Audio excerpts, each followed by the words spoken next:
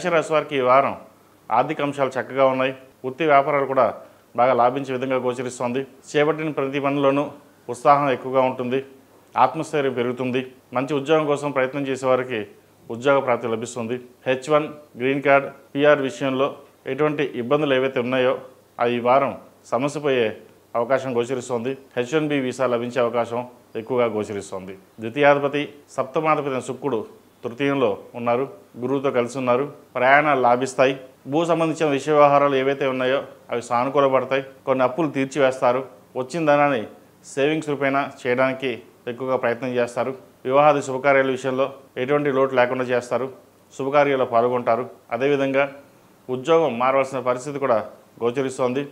వీరికి ఏలినాటి శని నడుస్తోంది. వ్యయంలో శని అంత బలంగా లేరు. మానసిక ఒత్తిడి అధికంగా ఉంటుంది. ఇంటా బయట చెప్పుకోదగిన స్థాయిలో ఇబ్బందులు అనేవి ఏర్పడతాయి.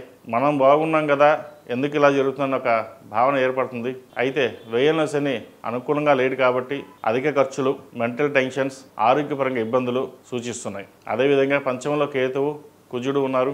రాత పరీక్షలకు సంబంధించిన విషయంలో కొన్ని జాగ్రత్తలు తీసుకోవాలి. వచ్చిన అవకాశాన్ని సద్వినియోగపరచుకోవడం చెప్పదగిన సూచన. ఏదైనా ఒక విషయానికి అతిగా ఆలోచించి మనసుకు తీసుకోవడం వల్ల ఆరోగ్యపరమైన ఇబ్బందులను ఏర్పడతాయి. వాటి విషయంలో జాగ్రత్తలు తీసుకోండి. ఈ రాశిలో మించిన విద్యార్థులకు ప్రభుత్వ సంబంధమైన ఉద్యోగం చేదాకా వచ్చి చేజారిపోవడం, లేదా ఉద్యోగ ప్రయత్నం చేస్తున్న వారికి చేదాకా వచ్చి చేజారిపోవడం జరుగుతుంటుంది.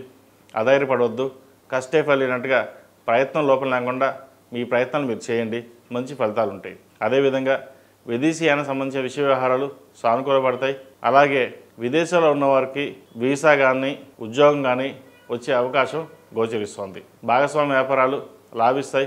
వ్యాపార అభివృద్ధి చక్కగా ఉంటుంది. ధనం కానీ, భూమి కానీ, బంగారాన్ని కానీ కొనే సూచన కనిపిస్తోంది. అదేవిధంగా ఈ రాశిలో జన్మించిన స్త్రీలకు వృత్తి ఉద్యోగాల పరంగా, వ్యాపార పరంగా సానుకూలంగా ఉంది. అయితే ఏదో తెలియని మనోధైర్యం కోల్పోయేమన్న బాధ ఎక్కువగా ఉంటుంది.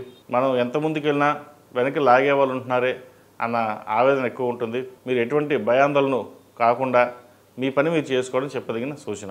ఆరోగ్యరీత్యా వంటికి కొన్ని జాగ్రత్తలు తీసుకోవడం చెప్పదగిన సూచన. చిన్న చిన్న ఇబ్బందులైనా సరే అవి పెద్దగా కనిపించే విధంగా గోచరిస్తుంది.